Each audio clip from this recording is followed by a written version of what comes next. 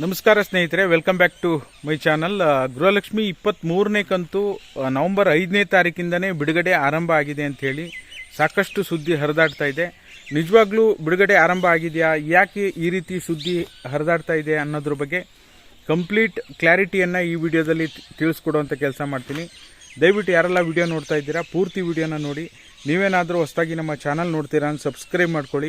ಹಾಗೆ ಎಲ್ಲರೂ ವಿಡಿಯೋಕ್ಕೆ ಒಂದು ಲೈಕ್ ಕೊಡುವ ಮೂಲಕ ಸಪೋರ್ಟ್ ಮಾಡಿ. ಮತ್ತು ನವಂಬರ್ ತಿಂಗಳ ಪೆನ್ಷನ್ ಹಣಕ್ಕೆ ಸಂಬಂಧಪಟ್ಟ ಹಾಗೆ ಎಷ್ಟು ಜನರಿಗೆ ಈಗ ಜಮಾ ಆಗಿದೆ, ಇನ್ನೂ ಕೂಡ ನವಂಬರ್ ತಿಂಗಳ ಪೆನ್ಷನ್ ಹಣ ಎಷ್ಟು ಜನರಿಗೆ ಬರೋದು ಬಾಕಿ ಇದೆ, ಖಂಡಿತವಾಗ್ಲೂ ಈ ಎಲ್ಲ ವಿಚಾರಗಳ ಬಗ್ಗೆ ಕಂಪ್ಲೀಟ್ ಇನ್ಫಾರ್ಮೇಷನ್ ಇದೆ. 22ನೇ ಕಂತು ಈಗಾಗಲೇ 95% ಜನರಿಗೆ ಜಮಾ ಆಗಿದೆ, ಇನ್ನು 5% ಜನರಿಗೆ ಮಾತ್ರ ಬರೋದು ಬಾಕಿ ಇದೆ.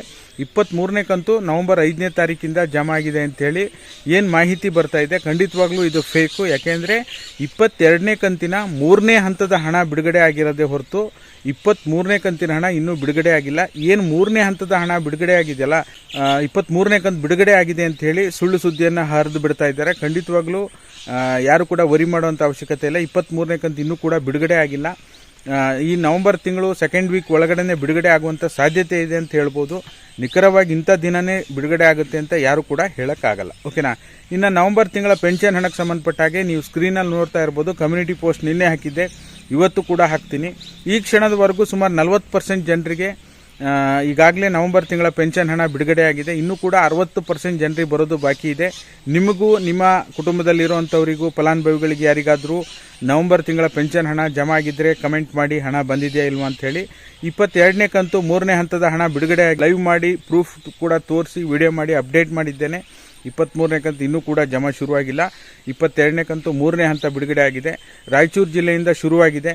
ಮತ್ತು ರಾಯಚೂರು ಜಿಲ್ಲೆ ಹೊರತುಪಡಿಸಿ ಬೇರೆ ನಿಮ್ಮ ಜಿಲ್ಲೆಗೂ ಹಣ ಜಮಾ ಆಗಿದೆಯಾ ಇಲ್ವಾ ತಪ್ಪದೇ ಕಮೆಂಟ್ ಮಾಡುವ ಮೂಲಕ ತಿಳಿಸಿ. ಇದಾಗಿತ್ತು ಈ ಕ್ಷಣದ ಮಾಹಿತಿ. ವಿಡಿಯೋ ನೋಡಿರುವಂಥ ನಿಮ್ಮೆಲ್ಲರಿಗೂ ಧನ್ಯವಾದಗಳು. ಸಂಜೆ ಸಾಧ್ಯವಾದರೆ ಲೈವ್ ಮಾಡ್ತೀನಿ, ಎಲ್ಲ ಮಾಹಿತಿ ನಿಮಗೆ ಸಿಗ್ತಾ ಇರುತ್ತೆ. ಮತ್ತು ಈಗಾಗಲೇ SSLC ಪರೀಕ್ಷೆಯ ಅಂತಿಮ ವೇಳಾಪಟ್ಟಿಯನ್ನು ಬಿಡುಗಡೆ ಮಾಡಲಾಗಿದೆ. ನಾನು ಟೆಲಿಗ್ರಾಮ್ ಚಾನಲ್ನಲ್ಲಿ ಪೋಸ್ಟ್ ಮಾಡಿರ್ತೀನಿ. ಇದೇ ಮಾರ್ಚ್ 18ರಿಂದ ಏಪ್ರಿಲ್ 2ನೇ ತಾರೀಕುವರೆಗೂ ಇದೆ.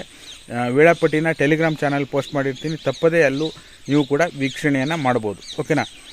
ಇದಾಗಿತ್ತು ಈ ಕ್ಷಣದ ಮಾಹಿತಿ. ವಿಡಿಯೋ ನೋಡಿರುವಂಥ ನಿಮ್ಮೆಲ್ಲರಿಗೂ ಧನ್ಯವಾದಗಳು. Thank you all. Thank you so much for watching.